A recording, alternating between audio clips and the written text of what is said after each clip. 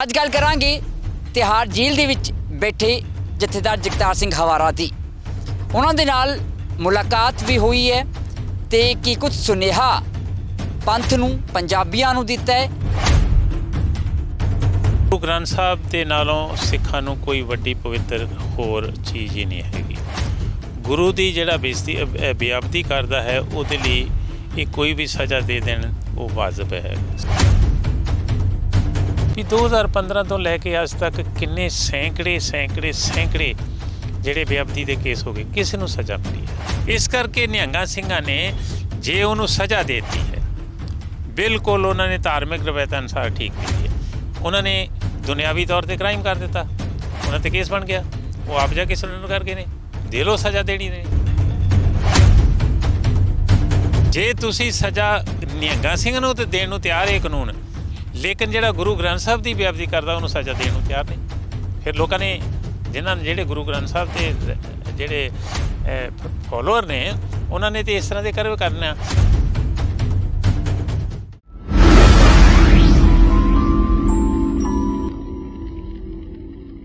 ਪੰਜਾਬ ਦੇ ਮੌਜੂਦਾ ਹਾਲ ਨੂੰ ਲੈ ਕੇ ਹਰ ਇੱਕ ਪੰਜਾਬੀ ਚਿੰਤਤ ਹੈ, ਚਾਹੇ ਉਹ ਪੰਜਾਬ ਦੇ ਵਿੱਚ ਰਹਿੰਦਾ ਹੈ ਚਾਹੇ ਵਿਦੇਸ਼ਾਂ 'ਚ ਰਹਿੰਦਾ ਹੈ। ਤੁਸੀਂ ਦੇਖ ਰਹੇ ਹੋ ਤਾਂ ਖਬਰਸਾਰ ਤੇ ਮੈਂ ਹਾਂ ਤੁਹਾਡੇ ਨਾਲ ਠਾਕੁਰ ਅਮਨਦੀਪ ਸਿੰਘ। ਪਰ ਅੱਜ ਗੱਲ ਕਰਾਂਗੇ ਤਿਹਾੜ ਜੇਲ੍ਹ ਦੇ ਵਿੱਚ ਬੈਠੇ ਜਥੇਦਾਰ ਜਗਤਾਰ ਸਿੰਘ ਹਵਾਰਾ ਦੀ।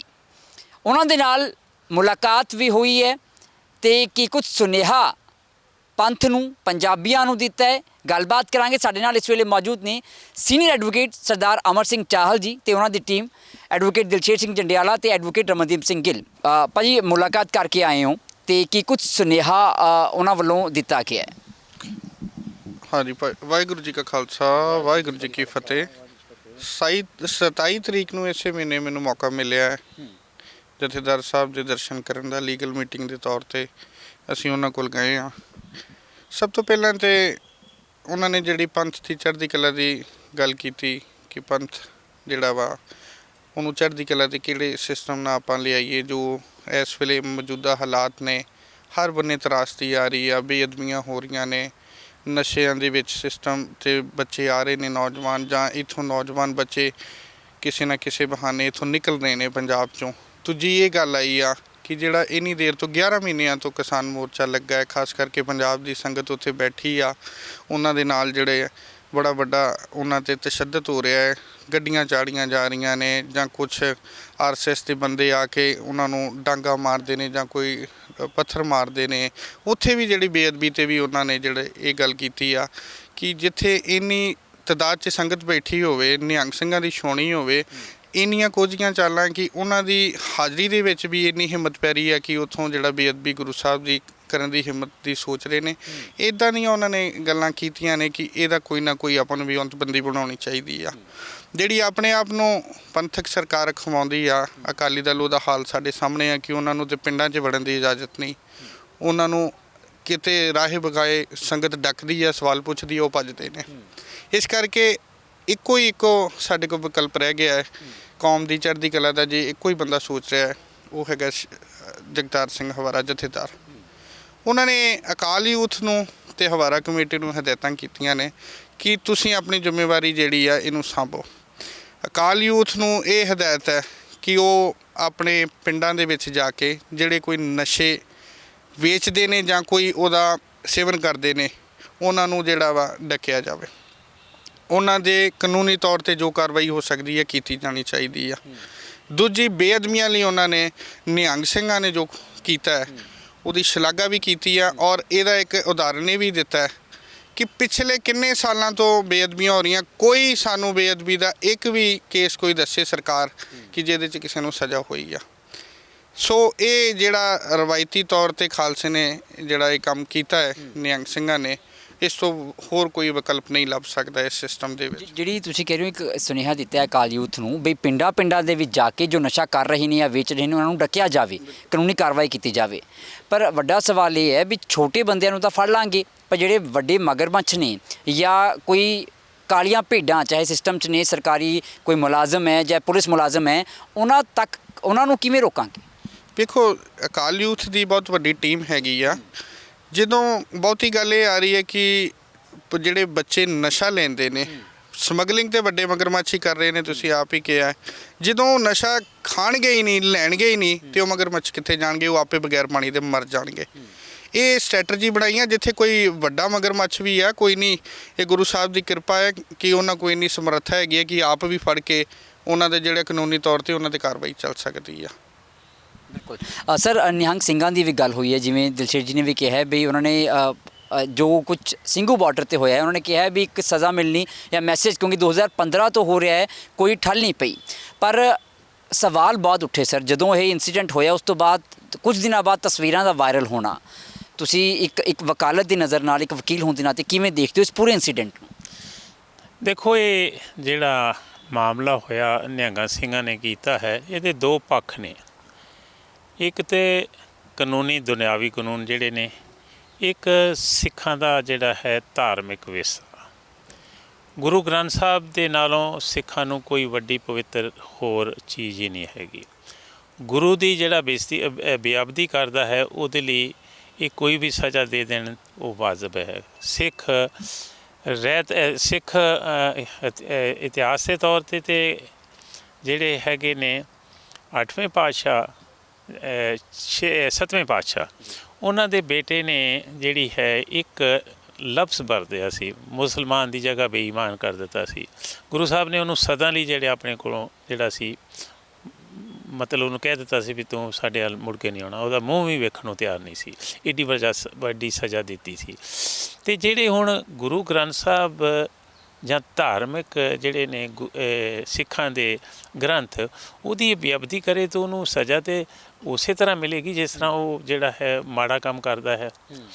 ਸਵਾਲ ਫਿਰ ਗੱਲ ਉੱਥੇ ਆ ਜਾਂਦੀ ਹੈ ਵੀ 2015 ਤੋਂ ਲੈ ਕੇ ਅੱਜ ਤੱਕ ਕਿੰਨੇ ਸੈਂਕੜੇ ਜਿਹੜੇ ਬੇਅਦਬੀ ਦੇ ਕੇਸ ਹੋ ਗਏ, ਕਿਸੇ ਨੂੰ ਸਜ਼ਾ ਮਿਲੀ ਹੈ? ਆਪਣੇ ਇਹਨਾਂ ਨੂੰ ਨਾ ਤੇ ਇਹਨਾਂ ਨੂੰ IG ਚੰਗਾ ਲੱਗਦਾ, ਨਾ DGP ਚੰਗਾ ਲੱਗਦਾ, ਨਾ ਇਹਨਾਂ ਨੂੰ ਕੋਈ ਹੋਰ ਇਨਵੈਸਟੀਗੇਟਿੰਗ ਏਜੰਸੀ ਚੰਗੀ ਲੱਗਦੀ ਹੈ। ਜੇ ਪਹਿਲੇ ਸਰਕਾਰ ਵੱਲੋਂ ਕੁਛ ਨਹੀਂ ਹੁੰਦਾ, ਜੇ ਸਰਕਾਰ ਵੱਲੋਂ ਕੋਈ ਇੱਕ ਅੱਧਾ ਇਮਾਨਦਾਰ ਆਦਮੀ ਆਣ ਕੇ ਇਨਵੈਸਟੀਗੇਟ ਕਰ ਜਾਂਦਾ ਕਿਸੇ ਕੇਸ ਦੀ, ਉਹਦੀਆਂ ਅਦਾਲਤਾਂ ਜਾ ਕੇ ਜਿਹੜੀਆਂ ਗੜਬੜ ਕਰ ਦਿੰਦੀਆਂ ਨੇ, ਫਿਰ ਇਨਸਾਫ ਕਿੱਥੇ ਰਹਿ ਗਿਆ?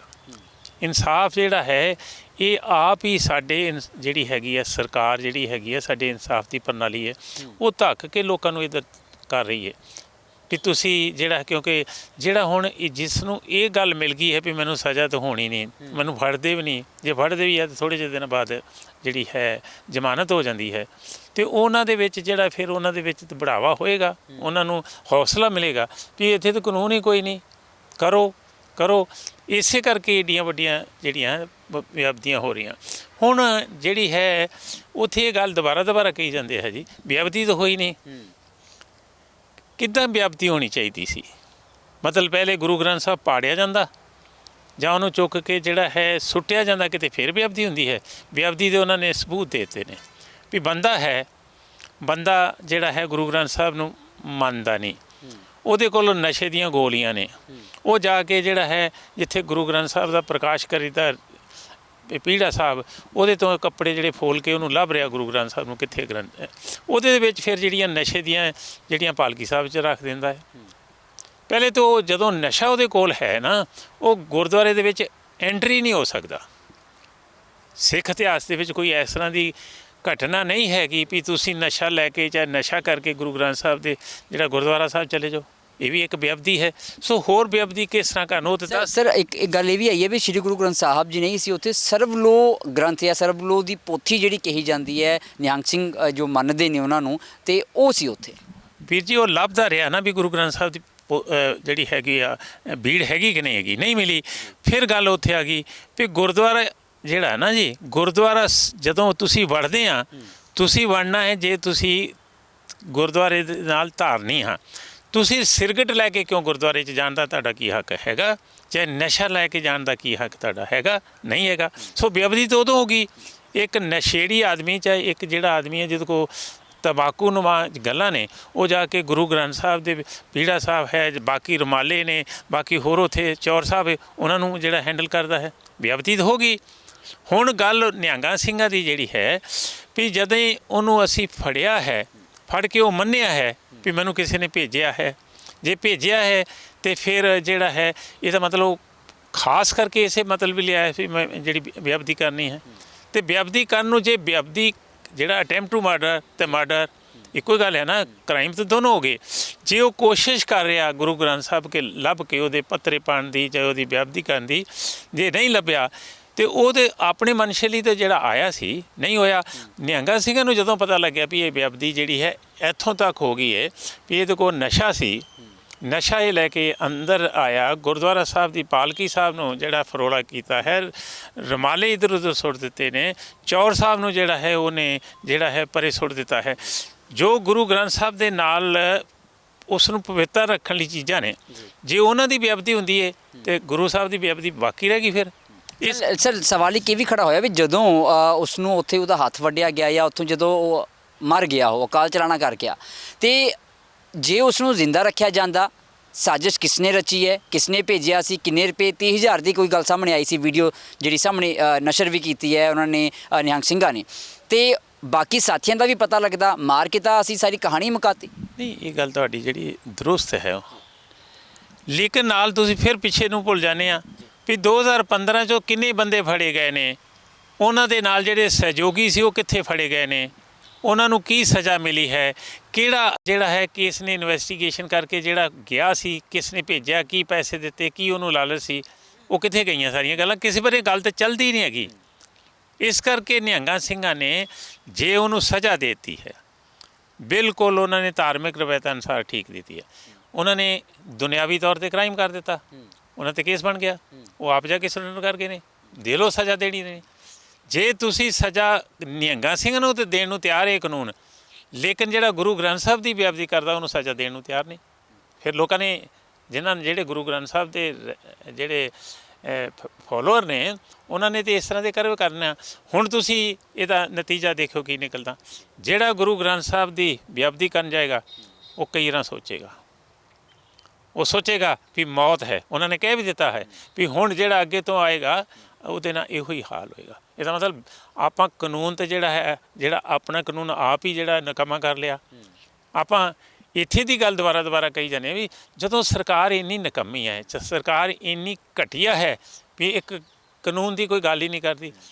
ਹੁਣ ਜੇ ਕਿਤੇ ਆਸਟ੍ਰੇਲੀਆ ਦੇ ਵਿੱਚ ਕੁਛ ਬੰਦੇ ਉੱਥੇ ਜਾ ਕੇ ਹੇਟ ਕ੍ਰਾਈਮ ਕਰ ਦਿੰਦੇ, ਉਹਨਾਂ ਨੂੰ ਕਿੰਨੇ ਮਹੀਨਿਆਂ 'ਚ ਕੈਦ ਹੋ ਗਈ, ਹੋਈ ਕਿ ਨਹੀਂ? ਬੰਦਾ ਵਾਪਸ ਭੇਜ ਦਿੱਤਾ ਉਹਨਾਂ ਨੇ, ਭੇਜਿਆ ਕਿ ਨਹੀਂ? ਉਹਨੂੰ ਇੱਥੇ ਆਣ ਕੇ ਜਿਹੜਾ ਹੈ ਉਹਦੀ ਮਾਨਤਾ ਕਰ ਰਹੇ ਨੇ, ਜਿਹੜੇ ਕਾਨੂੰਨ ਦੇ ਰਾਖੇ ਆਪਣੇ ਆਪ ਨੂੰ ਕਹਿੰਦੇ ਨਾ, ਜਾਂ ਇਸ ਜਿਹੜੇ ਹੈਗੇ ਆ ਇਸ ਦੇਸ਼ ਦੇ ਬੜੇ ਦੇਸ਼ ਭਗਤ ਕਹਿੰਦੇ ਨੇ, ਉਹਦਾ ਆਣ ਕੇ ਇੱਥੇ ਸਨਮਾਨ ਕਰ ਰਹੇ ਨੇ। ਇਸ ਕਰਕੇ ਕਰ ਰਹੇ ਨੇ ਵੀ ਉਹਨੇ ਸਿੱਖਾਂ ਦੇ ਕੁਝ ਬੱਚਿਆਂ ਨੂੰ, ਚਾਹੇ ਸਿੱਖ ਕਿਸੇ ਸੱਜਣ ਦੀ ਬੇਇੱਜ਼ਤੀ ਕੀਤੀ ਸੀ, ਉਹਨੂੰ ਹੇਟ ਕ੍ਰਾਈਮ ਕੀਤਾ ਸੀ ਤਾਂ ਉਹਨੂੰ ਕੈਦ ਹੋ ਗਈ, ਤੇ ਕੈਦ ਹੋਣ ਕੇ ਵਾਪਸ ਭੇਜ ਦਿੱਤਾ।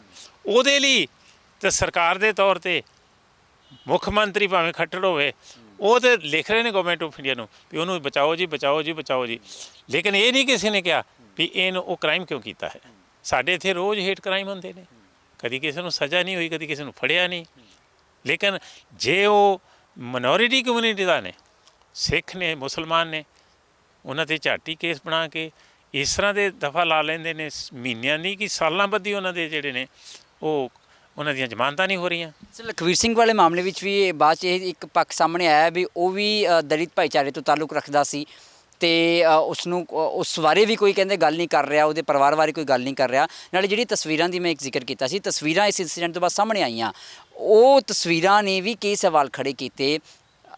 ਸਿਰੋਪਾ ਪਾ ਕੇ ਬਾਬਾ ਅਮਨ ਸਿੰਘ ਜੀ, ਨਿਹੰਗ ਸਿੰਘ ਜੋ ਨੇ, ਉਹਨਾਂ ਦਾ ਉਹਨੂੰ ਸਨਮਾਨਿਤ ਕੀਤਾ ਜਾਣਾ ਖੇਤੀਬਾੜੀ ਮੰਤਰੀ ਵੱਲੋਂ, ਅਤੇ ਜੋ ਸੰਤੋਸ਼ ਚੌਧਰੀ ਹੋਣਾ ਦੇ ਨਾਲ ਲੰਚ ਕੀਤਾ ਜਾਣਾ, ਪਰਮਿੰਦਰ ਪਿੰਕੀ ਦਾ ਉੱਥੇ ਹੋਣਾ। ਵੀਰ ਜੀ, ਉਸ ਬਾਬਾ ਅਮਨ ਸਿੰਘ ਦਾ ਖੇਤੀਬਾੜੀ ਮੰਤਰੀ ਕੋ ਜਾਣਨਾ ਕੀ ਮਤਲਬ ਹੈ? ਉਹਨੇ ਨੁਕਸਾਨ ਕੀ ਕਰ ਦਿੱਤਾ? ਜੇ ਤਾਂ ਉਹ ਜਾ ਕੇ ਖੇਤੀਬਾੜੀ ਮੰਤਰੀ ਨੂੰ ਲਾ ਕੇ ਨਾ ਮੋਰਚੇ ਨੂੰ ਲਾ ਕੇ ਢਾਹ ਲਾਉਂਦਾ, ਚਾਹੇ ਕੋਈ ਹੋਰ ਗੈਰ ਕਾਨੂੰਨੀ ਗੱਲ ਕਰਦਾ, ਫਿਰ ਤਾਂ ਠੀਕ ਸੀ। ਉਹ ਇੱਕ ਸਧਾਰਨ ਕਹਿੰਦਾ ਵੀ ਮੈਂ ਗਿਆ ਵੀ ਉੱਥੇ, ਸੱਚ ਬੋਲਿਆ ਉਹਨੇ ਇਹ ਵੀ ਕਿਹਾ ਵੀ ਉੱਥੇ ਉਹਨਾਂ ਨੇ ਪੈਸੇ ਦੇਣ ਦੀ ਕੋਸ਼ਿਸ਼ ਕੀਤੀ, ਨਹੀਂ ਲਏ। ਅਤੇ ਜੇ ਹੁਣ ਚਲੇ ਗਿਆ ਤਾਂ ਉਦੋਂ ਉਹ ਕ੍ਰਾਈਮ ਥੋੜ੍ਹਾ ਕਰ ਲੂਗਾ। ਇਹਦੇ ਨਾਲ ਮੋਰਚੇ ਨਾਲ ਕਿਉਂ ਜੋੜਦੇ ਆ? ਇਹਦੇ ਨਾਲ ਹੋਰ ਕਿਸੇ ਇੰਸੀਡੈਂਟ ਨੂੰ ਕਿਉਂ ਜੋੜਦੇ ਆ? ਇਹ ਗੱਲ ਜਿਹੜੀ ਹੈ, ਹੁਣ ਦੇਖੋ ਨਾ, ਇੱਕ ਬੰਦਾ ਮਾਰ ਦਿੱਤਾ ਗਿਆ, ਉਹਨੇ ਕ੍ਰਾਈਮ ਕੀਤਾ ਹੈ, ਧਾਰਮਿਕ ਸਿੱਖ ਧਾਰਮਿਕ ਅਨੁਸਾਰ ਜਿਹੜਾ ਨਾ ਉਹ ਸਭ ਤੋਂ ਵੱਡਾ ਕ੍ਰਾਈਮ ਹੈ। ਲੇਕਿਨ ਉਹ ਇਕੱਲਾ ਇੰਸੀਡੈਂਟ ਹੋਣ ਕਰਕੇ ਉਹ ਤਾਲਿਬਾਨ ਬਣ ਗਿਆ। ਹਾਂਜੀ, ਜਿਹੜਾ ਯੂਪੀ 'ਚ ਬੰਦੇ 4 ਮਾਰ ਦਿੱਤੇ ਗੱਡੀਆਂ ਤੇ ਚੜ੍ਹ ਕੇ, ਜਿਨ੍ਹਾਂ ਨੇ ਮਾਰੇ ਉਹ ਤਾਂ ਤਾਲਿਬਾਨ ਨਹੀਂ ਬਣੇ। ਆ ਕੱਲ੍ਹ ਪਰਸੋਂ ਜਿਹੜਾ ਫੇਰ ਉੱਥੇ ਇੱਕ ਗੱਡੀ ਚਾੜ੍ਹ ਦਿੱਤੀ, ਉਹ ਤਾਂ ਤਾਲਿਬਾਨ ਬਣਿਆ ਨਹੀਂ ਹੈਗਾ। ਸੋ ਤਾਲਿਬਾਨ ਜਿਹੜਾ ਹੈ, ਔਰ ਇੱਕ ਆਦਮੀ ਨੇ ਤਾਲਿਬਾਨ ਦੀ ਗੱਲ ਕਰਕੇ ਸੁਪਰੀਮ ਕੋਰਟ 'ਚ ਜਾ ਕੇ ਦਰਖਾਸਤ ਦਿੱਤੀ, ਸੁਪਰੀਮ ਕੋਰਟ 'ਚ ਉੱਥੇ ਉਹਨਾਂ ਨੂੰ ਸੁਣਵਾਈ ਕਰ ਲਈ ਹੈ। ਸੁਪਰੀਮ ਕੋਰਟ ਨੇ ਕਦੀ ਇਹ ਤਾਂ ਸੁਣਵਾਈ ਨਹੀਂ ਕੀਤੀ ਵੀ ਭਾਈ ਐਡਾ ਵੱਡਾ ਕ੍ਰਾਈਮ ਹੋ ਰਿਹਾ, ਇੱਕ ਜਿਹੜਾ ਹੈ ਕੰਟਰੀ ਦੇ ਵਿੱਚ ਐਡਾ ਵੱਡਾ ਗੜਬੜ ਹੋ ਰਹੀ ਹੈ, ਇਹ ਚੈੱਕ ਕਿਉਂ ਨਹੀਂ ਹੁੰਦੀ। ਸੁਪਰੀਮ ਕੋਰਟ ਰੌਲਾ ਪਾਈ ਜਾਂਦੀ ਹੈ ਵੀ ਜੀ ਜਿਹੜਾ ਯੂਪੀ ਦੇ ਵਿੱਚ 4 ਮਾਰੇ ਨੇ, ਉਹ ਤਾਂ ਗਵਾਹ ਤੁਸੀਂ ਥੋੜ੍ਹੇ ਜਿਹੇ ਲਿਖਣੇ, ਗਵਾਹ ਤਾਂ ਉੱਥੇ ਹਜ਼ਾਰਾਂ ਸੀ। ਕੀ ਸੁਪਰੀਮ ਕੋਰਟ ਦਾ ਅਸਰ ਹੋਇਆ? ਏਜੰਸੀ ਜਿਹੜੀ ਇਨਵੈਸਟੀਗੇਟਿੰਗ ਆ ਉਹ ਯੂਪੀ ਦੀ ਹੈ, ਉਹਨਾਂ ਨੇ ਦੇਖੋ ਇਹ ਕੇਸ 'ਚੋਂ ਨਿਕਲਣਾ ਹੀ ਕੁਛ ਨਹੀਂ। ਜਿੰਨੇ ਕੇਸ ਹਿੰਦੂ ਅੱਤਵਾਦ ਨਾਲ ਜੋੜੇ ਗਏ ਨੇ, ਭਾਵੇਂ ਉਹ ਪੂਰੀ ਦੀ ਪੂਰੀ ਗੱਡੀ ਸਾੜ ਦਿੱਤੀ ਹੈ, ਉਹਦੇ 'ਚ ਕਿੰਨੇ ਆਦਮੀ ਜਿਹੜੇ ਮਰ ਗਏ, ਬੰਦਾ ਬਰੀ ਹੋ ਕੇ ਚਲੇ ਗਿਆ। ਸਾਧਵੀ ਜਿਹਨੇ ਬੰਬ ਬਣਾਇਆ, ਬੰਬ ਉੱਥੇ ਸੀ, ਉਹਨੂੰ MP ਬਣਾ ਦਿੱਤਾ ਹੈ। ਹਾਂਜੀ, ਸੋ ਇਹ ਗੱਲ ਹੈ, ਕਾਨੂੰਨ ਦੋਹਰੇ ਹੈ, ਕਾਨੂੰਨ ਇੱਥੇ ਨਹੀਂ ਲਾਗੂ ਹੋ ਰਹੇ। ਕਾਨੂੰਨਾਂ ਦਾ ਇਸੇ ਕਰਕੇ ਨਹੀਂ ਲਾਗੂ ਹੋ ਰਹੇ ਤਦੇ ਜਿਨ੍ਹਾਂ ਦੇ ਖਿਲਾਫ ਗੈਰ ਕਾਨੂੰਨੀ ਗੱਲਾਂ ਹੁੰਦੀਆਂ ਨੇ, ਉਹਨਾਂ ਨੇ ਇਸ ਕਾਨੂੰਨ ਨੂੰ ਨਕਾਰਾ ਕਰਨਾ ਹੀ ਕਰਨਾ ਹੈ, ਨਹੀਂ ਮੰਨਣਾ।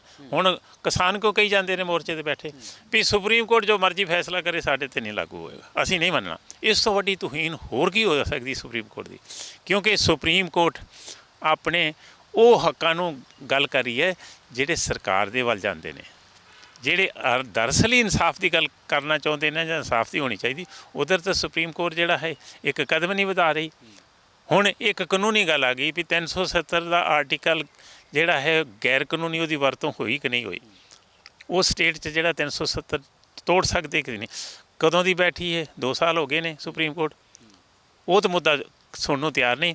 ਲੇਕਿਨ ਕਿਸਾਨਾਂ ਦੇ ਮੋਰਚੇ ਲਈ ਦੁਬਾਰਾ ਪਟੀਸ਼ਨ ਵੀ ਕਿਉਂ ਬੈਠੇ ਆ ਬਈ, ਤੁਹਾਡੀ ਕੀ ਲੋੜ ਸੀ ਇੱਥੇ। ਮਤਲਬ ਜਦੋਂ ਸੁਪਰੀਮ ਕੋਰਟ ਇਹੋ ਜਿਹੀਆਂ ਗੱਲਾਂ ਕਰਦੀ ਹੈ, ਸੁਪਰੀਮ ਕੋਰਟ ਇਹ ਕਿਉਂ ਨਹੀਂ ਕਹਿ ਦਿੰਦੀ ਵੀ ਅਸੀਂ ਜਿਹੜਾ ਹੈ ਸਾਡੇ ਕੋਲ ਪਟੀਸ਼ਨ ਆਈ ਹੈ, ਅਸੀਂ ਇਹਦੇ 'ਚ ਵੇਖ ਲੈਂਦੇ ਹਾਂ ਵੀ ਇਹ ਗੈਰ ਕਾਨੂੰਨੀ ਤੌਰ 'ਤੇ ਐਕਟ ਪਾਸ ਹੋਏ ਕਿ ਨਹੀਂ, ਜਿਹੜੇ ਐਗਰੀਕਲਚਰ ਨੇ ਜਿਹੜੇ ਨਾਲ ਹੈ। ਅਤੇ ਜੇ ਉਹਨਾਂ ਨੂੰ ਉੱਦਾਂ ਹੀ ਉਹ ਕਹਿੰਦੇ ਅਸੀਂ ਸਟੇ ਦਿੱਤਾ 18 ਮਹੀਨੇ, ਜੇ ਤੁਸੀਂ ਸਟੇ ਦਿੱਤਾ ਤਾਂ ਉਹਨਾਂ ਦਾ ਪਰਮਾਨੈਂਟ ਹੀ ਸਟੇ ਦੇ ਦਿਓ ਵੀ ਕਾਨੂੰਨ ਹੀ ਨਹੀਂ ਬਣਾ ਸਕਦੀ ਜਦੋਂ ਸੈਂਟਰਲ ਗਵਰਨਮੈਂਟ, ਫਿਰ ਉਹ ਲਾਗੂ ਕਿਉਂ ਕਰਦੀ ਹੈ। ਸੁਪਰੀਮ ਕੋਰਟ ਇਹਦਾ ਵੱਡਾ ਹੌਸਲਾ ਕਿਉਂ ਨਹੀਂ ਕਰ ਲੈਂਦੀ।